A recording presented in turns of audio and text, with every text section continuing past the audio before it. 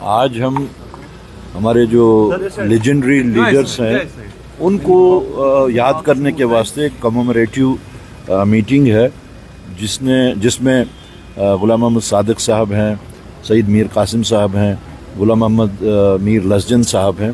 तो आज उन तीनों अजीम शख्सियतों का कांग्रेस से जो ताल्लुक़ रखते हैं उनका आज डेथ एनिवर्सरी है, तो उसी सिलसिले में आज हम यहाँ जमा हो रहे हैं। सर, कैसे इस स्टेटमेंट को देखते हैं, क्योंकि राहुल गांधी को बताया गया कि वो देशद्रोही है बीजेपी की तरफ से, उस पर क्या बताएंगे आप? नहीं, ये जिन लोगों ने बताया है वो तो उनका अगर किरदार देखा जाए तो प्री इंडिपेंडेंस डे से ही शकावर है। जो लोग अंग्रेज़ों के मुखबिर रहे हों वो किसी को क्या सर्टिफिकेट दे सकते हैं। नो ट्रस्ट वोट अभी डंकर साहब के खिलाफ लाया गया है, तो आपको लगता है कि ये मैसेज कन्वे की जा रही है कि अपोजिशन की बात नहीं सुनी जा रही है? तो देखिए, सबसे पहले तो ये बिल्कुल सही है कि अपोजिशन की बात नहीं सुनी जा रही है, जिसमें अहम किरदार होता है चेयरमैन का या स्पीकर का। जहाँ तक चेयरमैन साहब का ताल्लुक है, with all due respects to the chair, उनका पर्सनल जो किरदार है वो बहुत ही पार्टिजन है।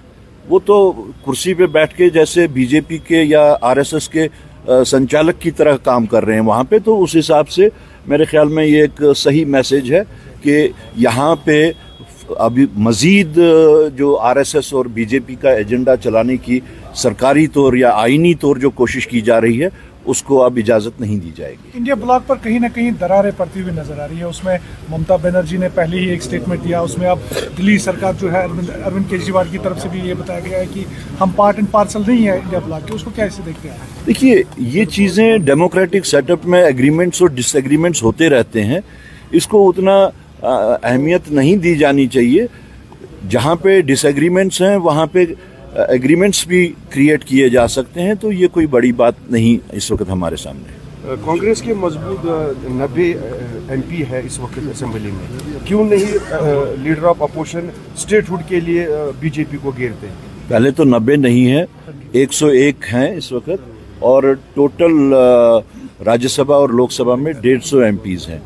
जहाँ तक स्टेटहुड का ताल्लुक है, यहाँ पे यूनिट, कांग्रेस का जो यूनिट है, आप देख रहे हैं कि इवन इलेक्शन से पहले यहाँ पे जिस वक्त राहुल गांधी जी आए और उन्होंने उस बात पे बहुत जोर दिया कि स्टेटहुड के वास्ते हम पार्लियामेंट के अंदर भी और पार्लियामेंट के बाहर भी लड़ेंगे। और लोकल यूनिट का आप देख रहे हैं कि पूरी शद्दोमद से इलेक्शन से पहले से हम स्टेटहुड की बात कर रहे हैं, और ये बहुत ही खुशकिस्मती की बात है, खुशी की बात है कि अब सब लोग आहिस्ता आहिस्ता उसी बात पे पहुंचे हैं जो कांग्रेस इवन इलेक्शन से पहले बोल रही थी।